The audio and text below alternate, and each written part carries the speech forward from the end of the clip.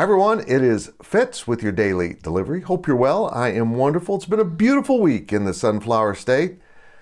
For the Abolition Bowl on Saturday at Kansas in Lawrence, 6 p.m. kick on FS1. Hope you can make it. Watch it on TV for sure. Boost those TV ratings.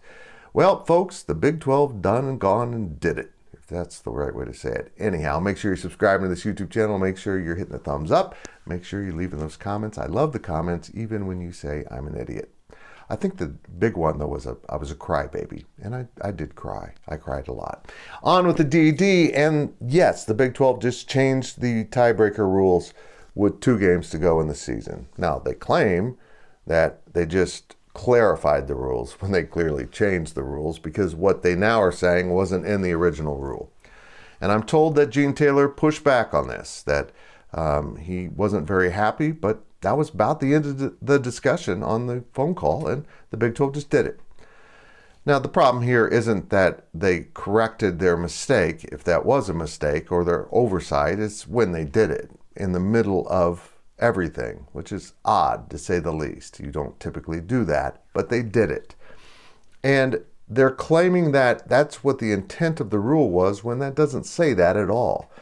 And we know it doesn't say that at all because it appears the Big 12 copied the Pac-12's rules and added that weird comma in the second sentence that made no sense. It was poorly written. Whatever happened here, the Big 12 screwed up.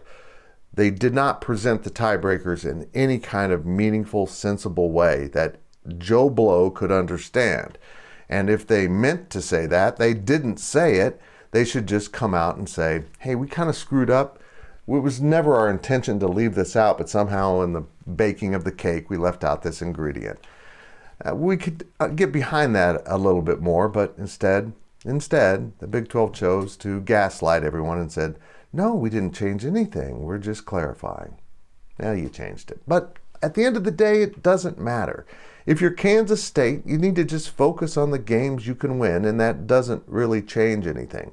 Now, granted, in the previous tiebreaker scenario, winning out, as long with Oklahoma State, and Texas all winning, you would have won that tiebreaker, and now Oklahoma State wins it. But in fairness, they did beat both the teams they're tied with, so I get that. But if you win, I can guarantee you this. We got 1 week into the 3-game stretch to finish out the season to figure out who belongs in Arlington, and Oklahoma State lost. There will be more losses. If you're K-State, make sure it's not you.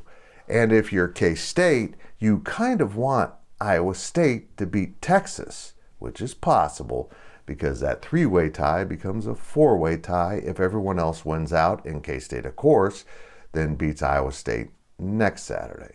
And what happens then? K-State somehow becomes the 1 seed out of that 4-way tie, playing Oklahoma. And boy, wouldn't that be fitting. Just take care of your games and see what happens in everything else. And maybe it'll work out. We shall see.